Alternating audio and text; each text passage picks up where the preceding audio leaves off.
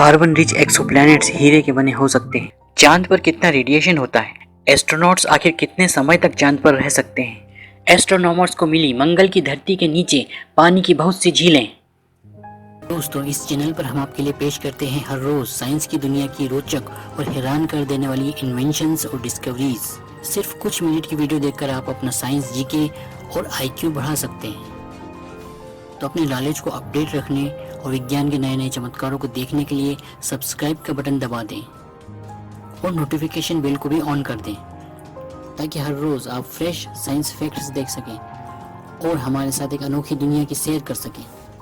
Carbon rich exoplanets हीरे के बने हो सकते हैं। दोस्तों, एक्सोप्लैनेट कहते हैं उन ग्रहों को जो कि हमारे सूर्य के अलावा किसी और तारे के चारों ओर घूमते हैं, जो हमारे सौरमंडल के बाहर हैं।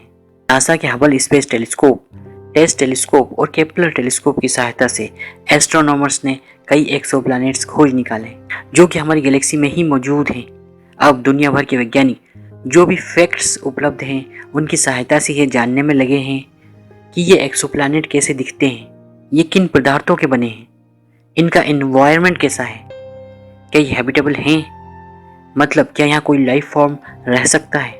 अब प्लानिटरी साइंस जर्नल में प्रकाशित एक रिपोर्ट के अनुसार एरिजोना स्टेट यूनिवर्सिटी और शिकागो यूनिवर्सिटी के वैज्ञानिकों ने यह पता लगाया है कि कुछ ऐसे एक्सोप्लैनेट जिन पर कार्बन की मात्रा अधिक है वे हीरे और सिलिका के बने हो सकते हैं। ये एक्सोप्लैनेट हमारे सौरमंडल के सभी ग्रहों से बिल्कुल अलग होंगे।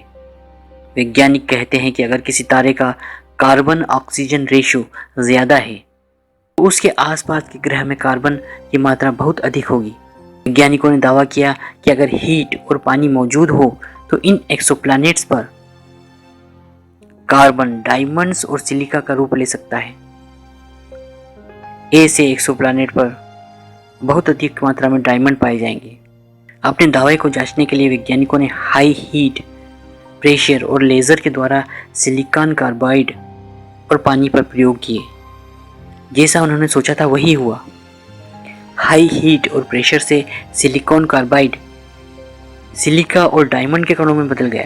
तो दोस्तों, अगर आपका स्पेसशिप ऐसे किसी एक्सोप्लैनेट पर उतरता है और आपको उसकी सतह पर हीरे की बड़ी बड़ी चट्टानें दिखाई देती हैं तो आश्चर्य मत कीजिएगा, क्योंकि साइंस ने आपको यह पहले ही बता दिया है कि ऐसा हो सकता है।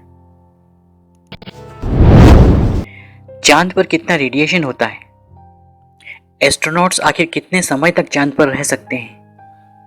दोस्तों, जैसा कि आप जानते ही होंगे कि नासा फिर से इंसानों को चांद पर पहुंचाने का मिशन शुरू कर चुका है।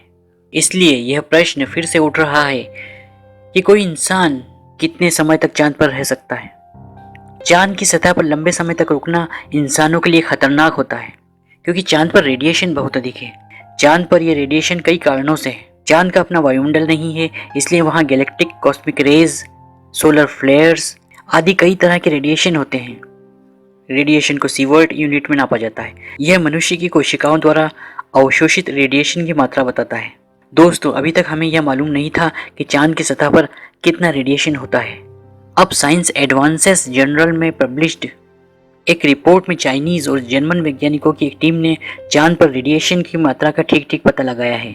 वैज्ञानिकों की इस टीम ने पाया कि चांद पर रेडिएशन की मात्रा करीब 1369 माइक्रोसीवर्ट्स पर डे है, जो कि 2.6 गुना ज्यादा है इंटरनेशनल स्पेस स्टेशन के रेडिएशन से। इसका कारण यह है कि इंटरनेशनल स्पेस स्टेशन को पृथ्वी के मैग्नेटिक फील्ड की वजह से प्रोटेक्शन मिल जाता है। हमारी पृथ्वी का मैग्नेटिक फील्ड स्पेस से आने वाली रेडिएशन को डिफ्लेक्ट कर देता है। दोस्तों, चांद की सतह पर रेडिएशन पृथ्वी की तुलना में 200 गुना ज्यादा है। नासा अपने 2024 के आर्टेमिस मिशन में इस बार एस्ट्रोनॉट्स को चांद पर काफी लंबे समय तक रखना चाहता है।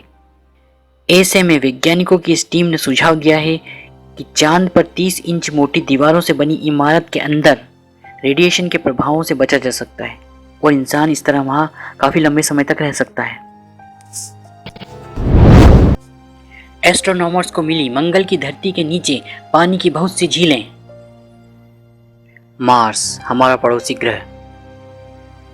जब हम मंगल ग्रह के बारे में सोचते हैं तो हमारे सामने एक लाल सूखे बंजर रेगिस्तान की इमेज सामने आ जाती है, क्योंकि हमने अभी तक मार्स की जितनी भी तस्वीरें, एनिमेशन या वीडियोस देखी हैं उन सब में हमें एक पथरीला बंजर रेगिस्तान ही नजर आता है।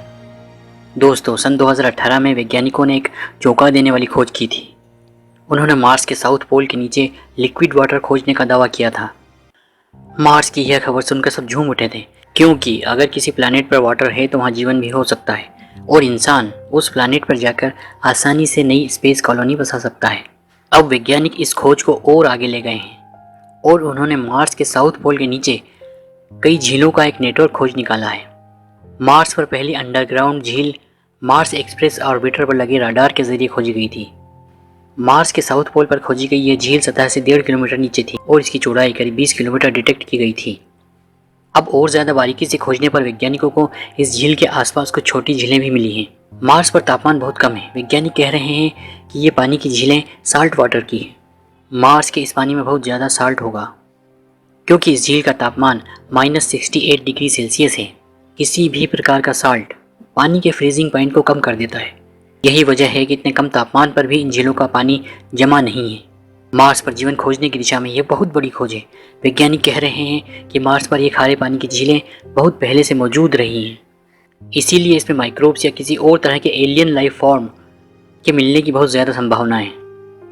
वैज्ञानिकों की यह टीम अब पूरे मार्स और मार्स के नॉर्थ पोल पर भी अंडरग्राउंड वाटर रिसोर्सेस खोजने पर काम करेगी। तो दोस्तों, इन हैरान कर देने वाले साइंस न्यूज़ स्टोरीज़ को सुनकर आपके दिमाग में क्या क्या थॉट्स आए हैं, प्लीज़ हमारे साथ कमेंट्स में डिस्कस ज़रूर करें।